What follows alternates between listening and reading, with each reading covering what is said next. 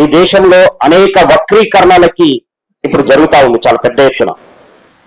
భారతదేశ చరిత్ర వక్రీకరణ జరుగుతా ఉంది.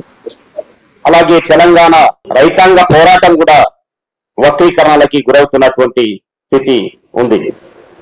ఇప్పుడు రేపు బీజేపీ వాళ్ళు విమోచన దినం జరపాలి అని చెప్పేసి ఆ కేంద్ర మంత్రిని ఎవరెవరినో పిలుస్తున్నారట. ఎగ్జిబిషన్ ఇలాంటివి అని పెడుతున్నారు. ఎగ్జిబిషన్ పెడుతున్నారు కదా మీరు, బీజేపీ అక్కడ గవర్నర్ తో ఓపెన్ చేస్తున్నారు కదా. ఆ ఎగ్జిబిషన్ లో ఎర్ర జెండాను మీరు పెడుతున్నారా? ఈ పోరాటం చేసింది ఎర్ర జెండా కదా, దాంట్లో పెడుతున్నారా మీరు? ఎర్ర జెండా లేకుండా తెలంగాణ సాయుధ రైతాంగ పోరాటం అనేది ఉన్నదా? మరి అది లేకుండా మీరు ఎగ్జిబిషన్ పెడితే మీరు ఏం పెడుతున్నట్టు అక్కడ? ఆ దమ్మునగా మీకు పెట్టండి, ఎర్ర జెండాను పెట్టండి అక్కడ. ఎర్ర జెండాను పెట్టకుంటే ఎగ్జిబిషన్ పెట్టేటువంటి అర్హత మీకు లేదు. తెలంగాణ సాయుధ పోరాటం గురించి మాట్లాడే అర్హత మీకు లేదు అని చెప్పేసి చెప్పదలుచుకున్నాను. ఎందుకంటే తెలంగాణ సాయుధ రైతాంగ పోరాటం అంటేనే అది కమ్యూనిస్టులు నడిపినటువంటి పోరాటం. తెలంగాణ సాయుధ రైతాంగ పోరాటం అంటేనే అది ఎర్ర జెండాలు నడిపినటువంటి పోరాటం. తెలంగాణ సాయుధ రైతాంగ పోరాటం అంటేనే 4500 మంది అమరులు త్యాగాలు చేసినటువంటి పోరాటం. వాళ్ళందరూ కమ్యూనిస్టులు ఎర్ర జెండా స్ఫూర్తితోటి త్యాగాలు చేశారు. మరి వాళ్ళని స్మరించుకోకుండా, వాళ్ళు చేసినటువంటి త్యాగాలను మాట్లాడకుండా, వాళ్ళ గురించి నువ్వేం చెప్పకుండా నువ్వు ఏం ఎగ్జిబిషన్ పెడతా ఉన్నావు, ఏం సభలు పెడతా ఉన్నావు అని చెప్పేసి అడుగుతా ఉన్నావు. అంటే ఇది చరిత్రను వక్రీకరించడం కాదు, మామూలు వక్రీకరణ కాదు, ఇది అబద్ధపు చరిత్రను చెప్పడం. వక్రీకరణ అంటే ఇట్లా పోయిందని చెప్పొచ్చు, కానీ వక్రీకరణ కాదు. అసలు లేని చరిత్ర, లేనటువంటి దాన్ని ఉన్నట్టుగా చూపించేటువంటి ప్రయత్నం జరుగుతా ఉంది. అందుకనే ఈరోజు విమోచన అంటా ఉన్నారు. బీజేపీ వాళ్ళని అడుగుతా ఉన్నాం, ఎవరు విమోచన చేశారు? ఎక్కడి నుండి విమోచన అయ్యారు? విమోచన అంటే ఏంటిది? ఏం విమోచన చేశారు మీరు అని చెప్పేసి అడుగుతా ఉన్నాం.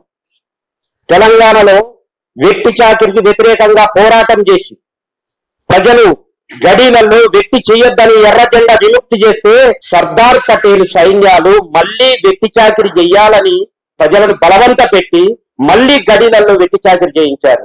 దానికోసం విమోచన దినం జరపాలా? లేదు, అప్పుల నుండి విముక్తి కావాలని ఎర్ర జెండా తరతరాలుగా ఉన్నటువంటి అప్పు పత్రాలను చింపేసి ప్రజలని అప్పుల నుండి విముక్తి చేస్తే మళ్లీ పటేల్ సైన్యాలు వచ్చి అప్పు కాయిదాలను మళ్లీ రాయించారు.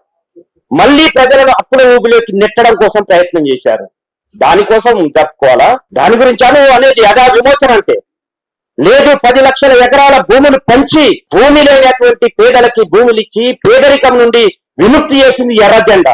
మళ్లీ పటేల్ సైన్యాలు వచ్చి ప్రజలకు పంచిన 10 లక్షల ఎకరాల భూములను గుంజి భూస్వాములకు ఇచ్చాయి. దానికోసమా అదా విమోచన అంటే? ఎవరిని విమోచన చేశారని చెప్తా ఉన్నారు మీరు? ఎక్కడ విమోచన జరిగింది? దేనికి విమోచన జరిగిందని చెప్పేసి బీజేపీని అడుగుతా ఉన్నాం. అందుకనే జరిగిన చరిత్రను చెప్పండి మీ దమ్ముంటే. ఈ పటేల్ సైన్యాలు పోయి దొరల గడిలలో ఏం చేసినాయి? ఎందుకు నిజాం లొంగిపోయిన తర్వాత 3 సంవత్సరాల పాటు ఇక్కడ ఏం చేసినాయి నిజాం పటేల్ సైన్యాలు అని చెప్పేసి అడుగుతా ఉన్నాం. అలాగే నిజామే ఎందుకు రాజ్య ప్రముఖుగా 1953 వరకు ఎందుకున్నాడు? సాయుధ పోరాటము జరుగుతా ఉంటే నీకు 48లోనే లొంగిపోతే 53 దాకా ఎందుకున్నాడు? నువ్వు గడ్డి ఎదుగుతున్నావా అని ఉంటే, రాజప్రముఖగా ఉంటే ఏం చేశాడు నీ పటేల్? ఏం చేశాడు? నీ సైన్యాలు ఏం చేసినాయి? అది కదా. దాని గురించి నువ్వు మాట్లాడకుండా, దాని గురించి నువ్వు చర్చ చేయకుండా మేము విమోచన చేశామని చెప్పేసి చెప్పడానికి నీకు సిగ్గు ఉండాలి అని చెప్పేసి చెప్తా ఉన్నాం. అందుకనే ప్రజలని హింస పెట్టి, ప్రజలని చాలా దుర్మార్గంగా హింసించి దాదాపు అంతకు ముందు 1948 సెప్టెంబర్ 17 వరకు దాదాపు 2000 మంది అమరులయ్యారు. కానీ 1948 సెప్టెంబర్ 17 తర్వాత పటేల్ సైన్యం యొక్క చేతులలో 2000కు పైగా అమరులైనటువంటి పరిస్థితి ఉంది. అందుకనే ఈ అమరులను, వాళ్ళ యొక్క త్యాగాలను, వాళ్ళు చేసినటువంటి పోరాటాన్ని నువ్వేం చెప్పదలుచుకున్నావు? ఎక్కడి నుంచి విమోచన చేశావు? ఇదా విమోచన అంటే? అందుకనే ఈ విమోచన అనేటువంటి నాటకం మీరు పనిచేయండి. మీకు విమోచన గాని, విలీనం గాని, ఇంకే మాట అయినా మీకు తెలంగాణ సాయుధ పోరాటం గురించి మాట్లాడే అర్హత లేదు మీకు అని చెప్పేసి చెప్పదలుచుకున్నాం. అలాగే ఈరోజు దీనికి మతాలు రజాకారులు వచ్చి చేశారని చెప్పేసి చెప్తా ఉన్నావు. నువ్వు రజాకారులు అంటే ఏంటిది? స్వయం సేవకులు నువ్వు, అదే కదా. ఇప్పుడు ఆ రోజు వాళ్ళు మత రాజ్యం కావాలని నిజాంతో కలిసి ప్రజల మీద హింస చేశారు. ఆ రోజు వాళ్ళు బరిబాతల బతుకమ్మలు ఆడిచ్చారని చెప్పేసి నువ్వు ఈరోజు చెప్తా ఉన్నావు. నీ బీజేపీ రాజ్యంలో ఏం జరుగుతా ఉంది? మణిపూర్ లో రజాకారులు ఆ రోజు బరిపాతలు ఆడించారని చెప్పేది అది ఎంత నిజమో అబద్ధమో తెలియదు. కానీ ఈ రోజు ప్రపంచం అంతా చూసింది. మణిపూర్ లో మహిళలని బట్టలు ఉడదీసి బహిరంగంగా ఊరేగింపు చేసినటువంటి చరిత్ర బీజేపీకి ఉంది. ఇది కదా నువ్వు సిగ్గుపడాలి. ఏం చేస్తున్నావు నువ్వు? అప్పుడెప్పుడో 100 సంవత్సరాల క్రితం వారు చేసిందని చెప్తా ఉన్నావు. ఇప్పుడు ఆధునిక కాలంలో ఏం చేస్తున్నావు? నీ పాలనలో ఏ రకంగా వ్యవహరిస్తా ఉన్నావు? మతం పేరుతోటి ఆ రోజు వారు దాడి చేశారని చెప్తా ఉన్నావు. నువ్వు ఈ రోజు చేస్తున్నది ఏంటిది? ప్రజల మీద మతం పేరుతో దాడి ఎలా జరుగుతా ఉంది? ఏ రకంగా అణచివేత జరుగుతా ఉంది? ఆ రోజు వెట్టి చాకిరి ప్రజలు వెట్టి చాకిరి చేయాల్సినటువంటి పరిస్థితి ఉండే. కులం పేరుతో చాలా పెద్ద ఎత్తున దౌర్జన్యాలు ఉన్నాయి. ఏ కులం వాడు ఆ కులం వృత్తి చేయాలని చెప్పేసి బలవంత పెట్టారు, నిర్బంధం చేశారు. అలాగే నీ ఇంట్లో దీని నా ఇంట్లో పనిచేయమని చెప్పేసి వెట్టి చేయించారు. మరి అలాంటి పరిస్థితే కదా ఈ రోజు దేశంలో ఏముంది? ఏ రకంగా ఈ రోజు ప్రజలు బతుకుతా ఉన్నారు? ఆ రోజు అన్ని పన్నులు ఉన్నాయని చెప్పేసి చెప్తా ఉన్నాం. రోడ్లకు పన్నుంది, రోకలికి పన్నుంది, ఆవులు పెంచుకుంటే పన్ను, అన్ని పన్నులు ఉన్నాయని చెప్పేసి చెప్తా ఉన్నావు. ఇది ప్రచారం చేస్తున్నావు నువ్వు. ఈ రోజు దేని మీద నువ్వు వదిలిపెట్టావు? జిఎస్టీ దేని మీద వదిలిపెట్టావా? నువ్వు దేని మీద జిఎస్టీ వదిలిపెట్టిందా? వానికున్న నీకు తేడా ఏముంది? దేని నుండి విముక్తైన ప్రజలు అని చెప్పేసి నువ్వు సంబరాలు చేస్తారని చెప్తా ఉన్నావు. అందుకనే మనం ఆలోచన చేయాల్సినటువంటి అవసరం ఉంది. ఆ రోజు భూ పంపకం కోసం పోరాటం జరిగింది. ఈ రోజు ఇంకా అనేక మందికి భూమి అనేది లేదు. భూమి లేక ఇబ్బందులు పడతా ఉన్నారు.